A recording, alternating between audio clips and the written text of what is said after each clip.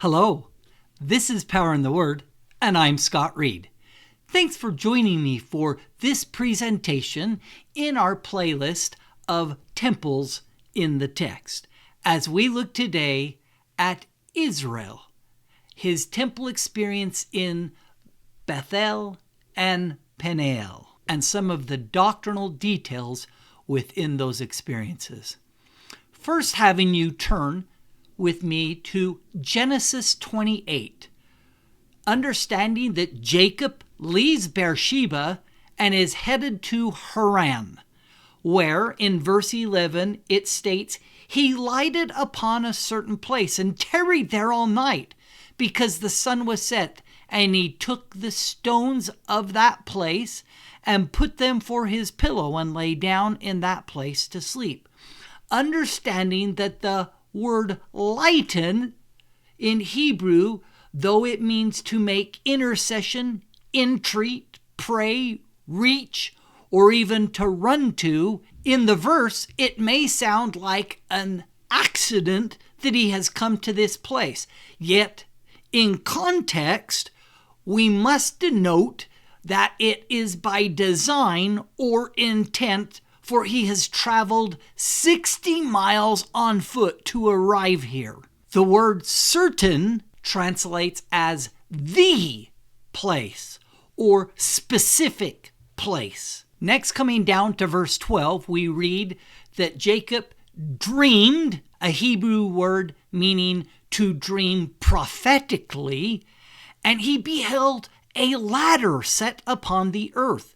The word ladder here is a word that you're going to want to mark or darken in your scriptures, noting that the word in Hebrew means a staircase, or from the root word, figuratively means to exalt, to take up. This suggests not only steps to be taken, but a straight and narrow way, for the word ladder suggests you can't move to the left or to the right without falling, and thus boundaries within your path, and the consequence of leaving or letting go of such a path most certainly will result in a fall. It is the prophet Joseph Smith who declared, when you climb up a ladder, you must begin at the bottom and ascend step by step until you arrive at the top. And so it is with the principles of the gospel. You must begin with the first and go on until you learn all the principles of exaltation. But it will be a great while after you have passed through the veil before you have learned them. It is not all to be comprehended in this world. It will be a great work to learn our salvation and exaltation even beyond the grave. And this from a latter-day prophet, Marion G. Romney, who said, Jacob realized that the covenants he made with the Lord there were the rungs on the ladder that he himself would have to climb in order to obtain the promised blessings. Blessings that entitled him to enter heaven and associate with the Lord. Temples are to us all what Bethel was to Jacob. And we view that ascension as we notice Jacob's ladder here on an abbey found in England on both sides of its towers, with each of its steps or rungs that must be climbed in order to reach God in the heavens above. And with that ascension, we might remember this statement by Joseph Smith concerning Paul, who claimed that Paul ascended into the third heavens, and he could understand the three principal rounds of Jacob's ladder: the telestial, the terrestrial, and the celestial glories or kingdoms, where Paul saw and heard things which were not lawful for him to utter, or his ascension moving steadily forward into the next realm or room, as we call them in the temples, moving through the telestial, the terrestrial, and celestial rooms, symbolizing the kingdoms or glories of God. That idea of sacred movement to enjoy greater glory and sacred space as found in the law of gradation. Next, coming back to verse 12, we read that Jacob beheld angels of God ascending and descending upon this ladder. The very idea of angels receiving assignments to carry out, descending to earth on this ladder or staircase, and once fulfilled, return to report to God. In verses 13 and 14, we also read Jacob's inheritance of a land, as well as his ability to have everlasting posterity, both blessings of a temple experience. Coming to verse 15, we read, "And behold, I am," covenantal name of God to Israel, "with thee, and will keep thee in all places, whither thou goest, and will bring thee again into this land, for I will not leave thee until I have done that which I have spoken to thee of." The very idea that the Lord and Jacob are exchanging covenants, just as we do now in our modern temples. Coming down to verse 17, we note his conclusion as he says, "I was afraid, and I said, how dreadful is this place?" Remembering that the word afraid is that of reverential awe, Joseph Fielding Smith, and how dreadful is this place may be phrased a better way, meaning how holy or awesome is this place. There is none other but the house of God. Better be sure to darken that. And this is the gate of heaven, a gate denoting a door or a veil by which you must pass through in order to reach the heavens. The Tower of Babel being in direct imitation of true temple worship, for its definition means the gate to heaven rather than that of the gate of heaven.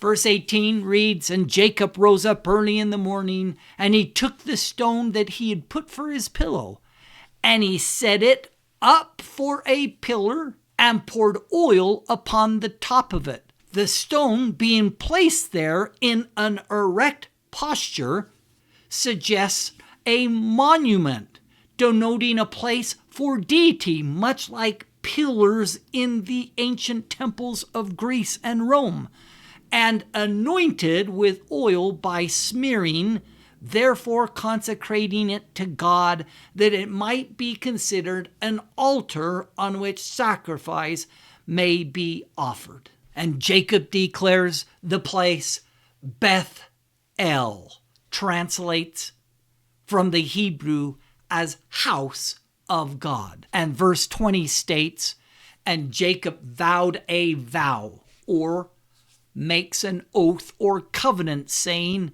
if condition of a covenant, 1, God will be with me and will keep me in this way or covenantal path that I go, and 3, will give me bread to eat, suggesting a sacrament or a way to renew this covenant, and 4, raiment to put on, the very word put on, meaning to endow or to bestow with a piece of cloth to cover, the proof of a garment to remember your covenants. These being the 4 points of the Lord's promise. Verse 21, Jacob's part, then, denoting his covenantal condition, shall the Lord be my God. And to close our chapter, he states, This stone, which I have set for a pillar, shall be the house of God. And of all that thou shalt give me, I will surely give the 10th of that, implying a vow of voluntary tithes, of which James E. Talmage stated, the institution of tithing comes before even the Mosaic dispensation, for we find both Abraham and Jacob paying tithes. Which ends Jacob's experience in Bethel, but we still have Peniel to go. Coming over then to Genesis 32, 24 through 30, we read, and Jacob was left alone, suggesting a secluded place for a sacred experience. And there he wrestled a man with him until the break of day. Notice that the word wrestled, the Hebrew word being yavek, and is the only place that this word is translated as wrestled in the entire Bible, should be the word embraced. A reconciliation between God and man is figuratively and literally symbolized by an embrace. That man, Joseph Fielding Smith declaring, was an angel. More than likely, it was a messenger sent to Jacob to give him the blessing. To think he wrestled and held an angel who couldn't get away is out of the question. The term angel, as used in the scriptures, at times refers to human messengers who are sent with some important instruction. Later in this chapter, when Jacob said he had beheld the Lord, that did not have reference to his wrestling. And understanding as well that verse 25, 31, and 32 have crept into the biblical text due to later apostate customs or worldly traditions, and can literally be eliminated from our text as being uninspired of God. And therefore we can come down to verse 26, which states, and he said, let me go, for the day breaketh. And Jacob said, I will not let thee go, except thou bless me.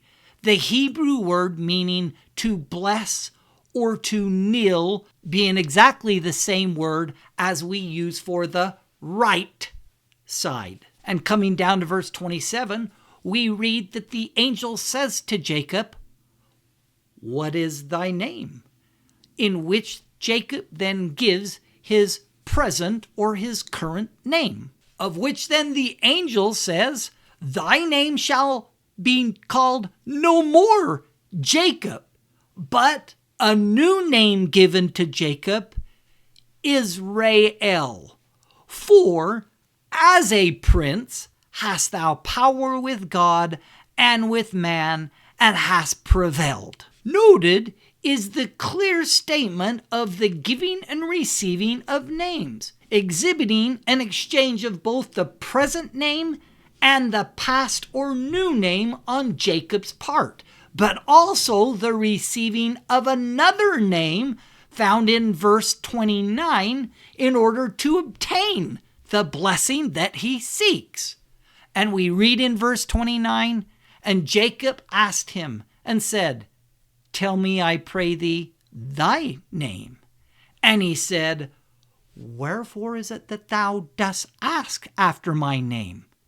And he blessed him there.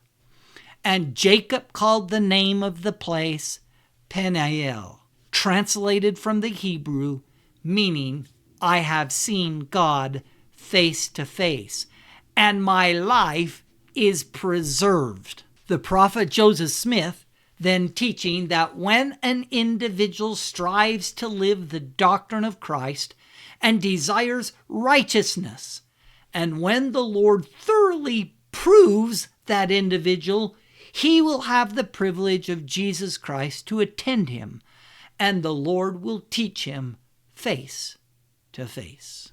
Having concluded Jacob's 2 temple experiences, let me add a temple insight as we look at the house of Israel.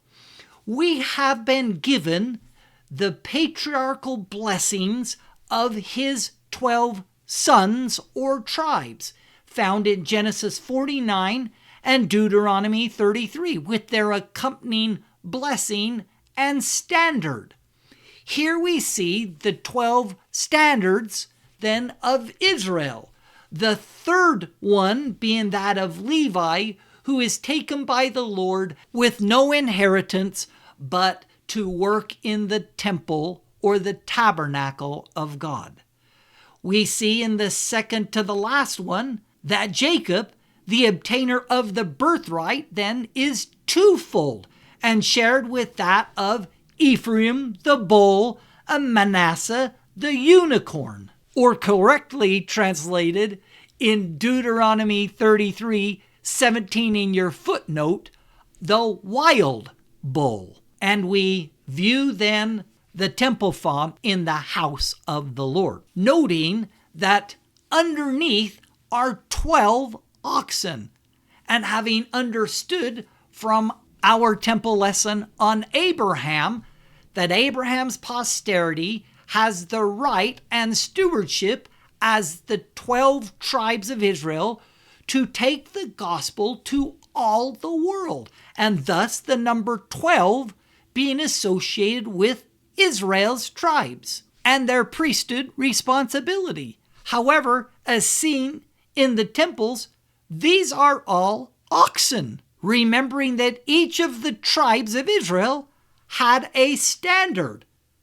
And it is only Joseph's 2 sons, Ephraim and Manasseh, are oxen, and understanding that it is only oxen that are viewed under the baptismal font, or the symbols specifically of none other tribe but Joseph's 2 sons, Ephraim and Manasseh. And as stated by Elder Bruce R. McConkie, it is Ephraim and Manasseh who shall administer salvation unto the whole house of Israel in the last days, that it truly sits upon their backs and their responsibility to call all of the other tribes to come, to gather in the house of the Lord, returning again to the great I Am and his gospel plan. And that concluding my lesson on Jacob or Israel and his temple experiences, hoping that you found insight, understanding, and a greater testimony of temples in the text. For certainly there is power in the Word of God concerning temple worship. Hope you'll join me again as we look at other temple experiences and the details involved in them.